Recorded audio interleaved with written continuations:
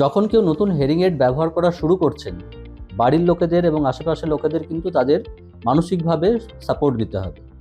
এই যে বললাম, আমরা শুনি কান দিয়ে, বুঝি মাথা দিয়ে। মস্তিষ্কের বোঝার ক্ষমতা যদি কমে যায়, হেয়ারিং এড ব্যবহার করার পরেও কিন্তু সময় লাগে সেই কথা বোঝাটাকে আবার ফিরিয়ে আনতে। তাই প্রথম প্রথম অনেক সময় দেখা যায় যে হেয়ারিং এড পড়ার পরেও সব কথা পেশেন্ট ভালোভাবে বুঝতে পারছেন না। এক্ষেত্রে যখন কোনো শ্রবণ যন্ত্র ব্যবহার করছেন এমন মানুষের সাথে আমরা কথা বলবো, তখন তাকে আমাদেরকে কিছুটা কতগুলো নিয়ম মেনে চলতে হয়, যেটাগুলো বললাম, যে তাকে একটু ডেকে নিয়ে কথা বলা, তার সাথে ধীর গতিতে কথা বলা, যদি খুব নয়েজ থাকে সেই নয়েজের জায়গাটা এড়িয়ে একটু কথা বলা।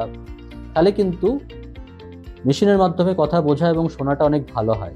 দরকার হলে মুখোমুখি কথা বলা, একসাথে অনেকজন কথা না বললে এক এক করে কথা বলা, এবং অবশ্যই দ্রুত গতিতে কথা বলা নয়, স্লো রেট অফ স্পিচ রাখা দরকার।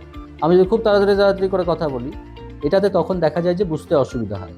কিন্তু আমরা যদি আস্তে আস্তে কথা বলি, যেমন আমার নাম অভিষেক দত্ত, এইভাবে যদি আমরা কথা বলি, তাহলে কিন্তু পেশেন্ট অনেক সহজে বুঝতে পারে। তো এই ধৈর্যটা কিন্তু আমাদের প্রত্যেককে রাখতে হবে, আমাদের আশেপাশে যাদের শোনার অসুবিধা আছে তাদের সাথে কথা বলার জন্য।